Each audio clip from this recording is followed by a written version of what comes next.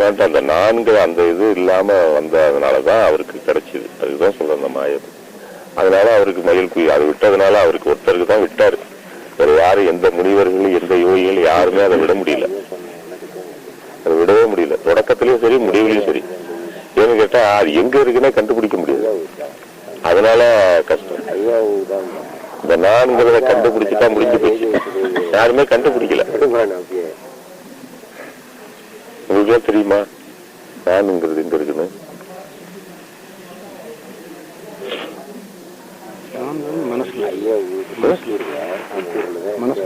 மனசுல இருந்தா தூக்கி தானே போடுங்க. மனசுல சொல்லிட்டீங்கல்ல, தூக்கி தானே போட்டுருங்க. இப்போ தூக்கி தானே போட்டு போயிடுங்க. தனத்துக்கு போட்டீங்கன்னா நீங்க இப்ப இந்த தருவத்தை இப்ப இந்த நேரத்துல தூக்கி தானே போட்டீங்கன்னா நீங்க நீங்க வந்து அருளாளன், சுற்றிலும் பேரருளுக்கு உரியவன், பேரருளுக்கு உரியவன். பெருமானே சொல்றாரு, ஓங்கார அணை மீது நான் இருந்து தருணம்.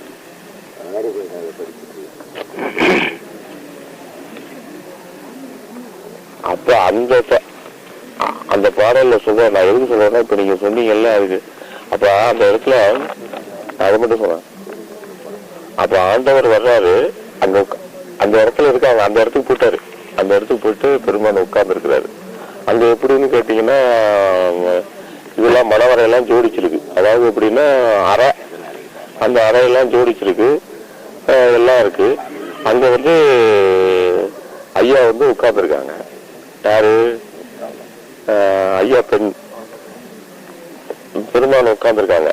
இந்த அதாவது அருட்சக்தி, அருட்சக்தி ஆகிய நம்ம ஐயா உட்கார்ந்துருக்காங்க. அருட்சக்தி, அருட்சக்தி ஆகிய நம்முடைய பெருமான் உட்கார்ந்துருக்காங்க.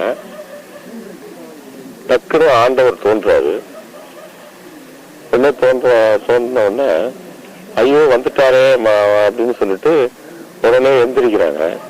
கைய பிடிச்சி, என்ன எந்திரிக்கிற, எனக்குள்ள என்ன மரியாதை வேண்டி இருக்கு, உட்கார் அப்படின்னா. அப்ப சொல்ற ஆங்காரம் ஒழி என்றார். அது தவறா பிடிக்கிறாங்க.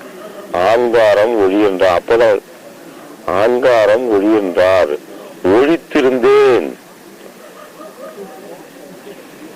ஒழித்திருந்தேன் சொல்றாரு. ஒழித்தேன், ஆங்காரம் ஒளி என்றார். ஒழித்தேனா அது ரொம்ப நிலைக்கூடிய விளக்காத்தனா. அதுக்குள்ள பூரல போட்டு நீங்க இது ஆங்காரம் ஒளி என்றார், ஒழித்திருந்தேன். அப்போ அவர் நானோ, நான் அவரோ. முன்குறிப்போ அறிந்திலும் நிறைந்த அனுபவம் தோழி, நிறைந்த பெருவெளிய முடிச்சிட்டார் பாட்டு.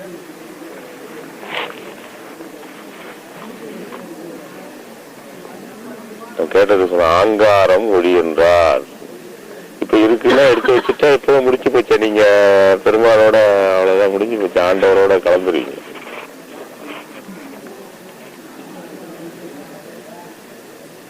கண்டுபிடிக்க முடியுமா? ஒவ்வொரு ஸ்டெப்லயும் இப்படி காலேஜ் எடுத்து வைக்கும் போது அது இயங்கிட்டு இருக்கு. அது இல்லைன்னாவே மனித இயக்கம் இல்லை, எல்லாமே கிடையாது, ஒண்ணுமே கிடையாது. அதுதான் இயக்குது. அந்த நான்கிறது தான் இயக்கிட்டு இருக்கு. அந்த நான்கிறது தான் மலம், ஆணவ மலம். அந்த நான்கிறது அற்று போன இடத்துல அது என்னவாயிடுது? கம்ப்ளீட்டா முழுமையா அருளாயிடுது. நான்கிறது அற்று போன இடத்துல அதுதான் அந்த நான் தான். நான் தானானேன், நான் தானானான், தான் திரும்பி நானானான். அதனால கிடைத்த விளைவு நானும் தானும் ஒன்றானான். அதான் ஒரே நிலை. இதுதான் அதுல உள்ள. இப்படி நான் எங்கேயோ போகுது, இது வேணாது, இதெல்லாம் நமக்கு உள்ள இதே பேசுவோம். அதனால அந்த ஆங்காரம், அந்த அகங்காரம், அகங்காரம் வேறு, ஆணவம் வேறு. அதனால புரிஞ்சுக்கணும், குழப்பம் இருக்கக்கூடாது. அகங்காரம் என்பது உங்க தத்துவங்களில் ஒன்று. உள்ள இருக்கு பாருங்க, கரணம், மனம், புத்தி, சித்தம், அகங்காரம். அந்த அகங்காரம் என்பது தொழில் கொடுக்கும், நம்மளை இயக்குகிறார். அதாவது மனம் நினைக்கும், புத்தி விசாரிக்கும், சித்தம் நிச்சயித்துக் கொள்ளும், அகங்காரம் உண்மை தொழில்படுத்தும் என்று. இது அகக்கருவி, கரணக்கருவிகள். இதுதான் இந்த சரீரத்தை இயக்குது. இது ரெண்டும் சேர்த்து ஜீவன் உயிரானது இந்த உடம்பை இயக்குது. ஆக 3 விதமான நிலைகள்ல இந்த உடல் இயங்கிட்டு இருக்கு. இதுக்கு உபகார கருவிகள் என்று பேரு.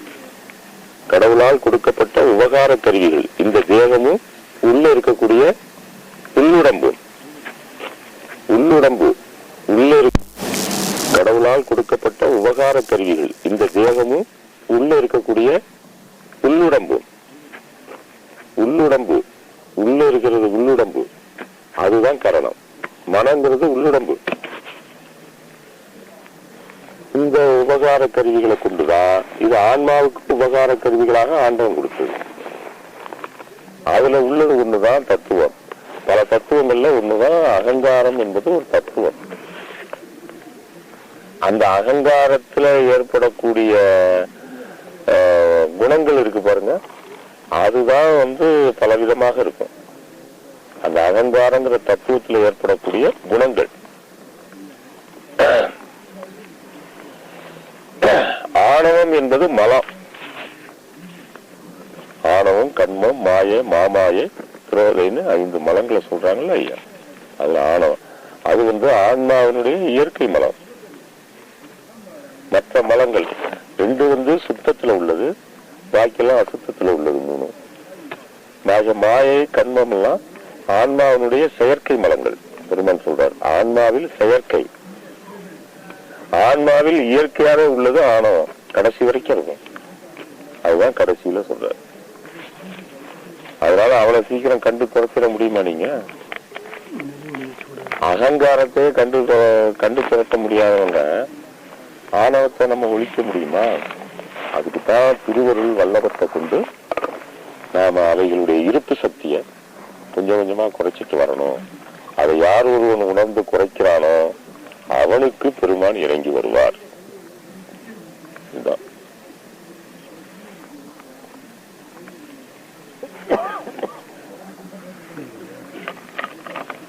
அதனால ஐயா இந்த இடத்த எனக்குன்னு ஏதுன்னு ஆண்டவன்கிட்ட கேட்டதுனால அவருக்கு இதை காட்டி கொடுத்தாங்க. தண்ணி வேணுமா? வெந்நீர் இல்லைன்னா மற்றவங்களுக்கு கிடைக்காத காரணம் அதுதான். இந்த வானத்தின் மீது, வானத்துல மயில பார்த்தது. வானத்துல எல்லாரும் அம்பிகையை பார்த்திருக்காங்க, முருகனை பார்த்திருக்காங்க, தேவர்களை பார்த்திருக்காங்க, ருத்ரனை பார்த்திருக்காங்க, பாக்கி எல்லா தத்துவ கடவுளர்கள் எல்லாரையும் பார்த்திருக்காங்க எல்லாரும். ஆனா மயில பார்க்கல ஒருத்தர் கூட. ஆனா மயிலை பத்தி பேசியிருக்காங்க.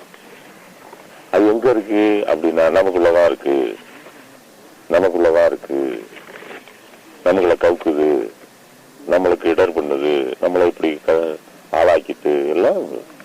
ஆனா பெருமான் ஒருவருக்கு தான் அந்த வெளியிலேயே அதாவது வானத்திலேயே மயில் இருக்கு. அந்த மயில் தான் எல்லாவற்றையும். முதல் பாட்டுல திருவோங்கு புண்ணிய செயலோங்கிலே சொல்லுவாங்க, மறுவோங்கு செங்கமல மலரோங்கி ஓங்கு மயில் ஊர்ந்தோங்கி எவ்வுயிருக்கும் உறவோங்கும் நின் பதம்ங்கிறார். அந்த மயில் தான் எல்லா உயிர்களுக்கும் உறவு செய்து கொண்டிருக்கக்கூடிய பதமாக இருக்குங்கிறாரு. அது ஒளி, அந்த ஒளியா இருக்குது. அது மயில், அந்த ஒளியானது விசித்திரமாயங்கிறது வர்ணங்கள் போய் அதான் பெருமான் அருமையா காட்டியிருக்காரு, பெற்றிருக்காரு. காரணம் அவங்க தன்னை ஒழித்து இறைவன் ஆண்டவனிடத்துல ஒப்படைச்சு எல்லாமே அவர் கொடுத்தாதான் நம்ம காண முடியும், போக முடியும் என்னதுனால அவருக்கு கிடைச்சது. மற்றவங்களுக்கு தன்னுடைய முனைப்புல போறதுனால வைக்க மாட்டாங்க. இதுதான் அதுல உள்ள அடிப்படை வேறுபாடு.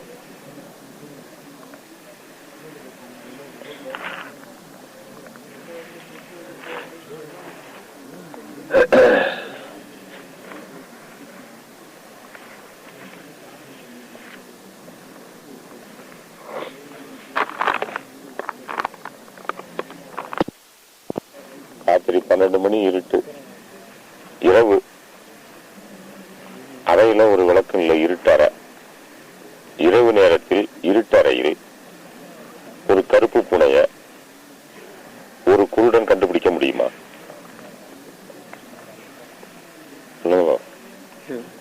என்ன ஏன் முடியாது? எல்லாரும் அந்த வேலையை தானே பண்ணிட்டு இருக்கோம்.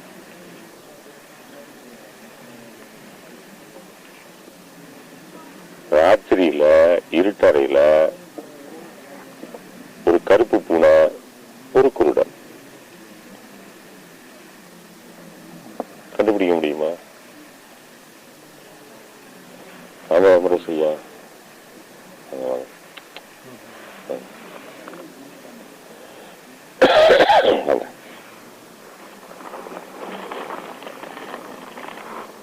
ரொம்ப கஷ்டப்பட்டு வரணுங்கிற வைராக்கியத்தோட வந்துறீங்களா? ரொம்ப வைராக்கியத்தோடு வந்திருக்காரு. அதுக்கு இதுதானே போவீங்க. என்ன மார்ச் எப்படி வர போறீங்கன்னு காசி நாயகர் சொன்னாரு.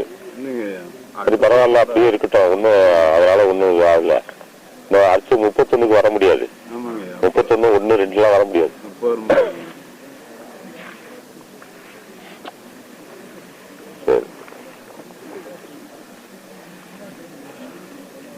அது மாதிரி தேட முடியுமா? அந்த கதை தான் இந்த கதை. எந்த கதை? உங்களுக்குள்ள இருக்கிறதா? பெருமானே சொல்றாரு, இத்தனை நாள் பிடித்தது உன்னை கண்டு துரத்திடவேங்கிறாரு.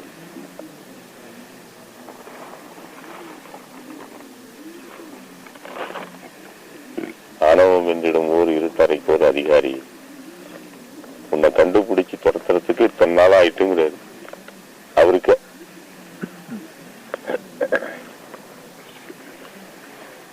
ஏன் சொல்றேன்னு சொன்னா, அடிப்படை இதை கருத்துல வைத்துக் கொள்ளணும். வைத்துக்கொண்டு ஆண்டவரிடத்துல நாம இது பண்ணும்போது சிந்தனையில இருக்கணும். இதெல்லாம் எனக்கு எளிதாக்கி தர வேண்டும், எனக்கு சுலபமாக்கி தரணும், எனக்கு நீ கொடுக்கணும் அறிவை கொடு, எனக்கு அந்த அறிவை நீ கொடு, அந்த பக்குவத்தை கொடு. அதெல்லாம் ஆண்டவரிடத்துல கேட்டு, ஆண்டவரிடத்தில் கேட்டு பெற வேண்டிய ஒன்றாதான் சன்மார்க்கம். தர நம்ம உங்களுடைய அந்த முயற்சி என்பது அந்த அளவில், அந்த மட்டில் அதுதான் முயற்சியை தவிர தனிப்பட்ட முறையில சன்மார்க்கத்துல முயற்சிங்கிறது ஒண்ணும் கிடையாது.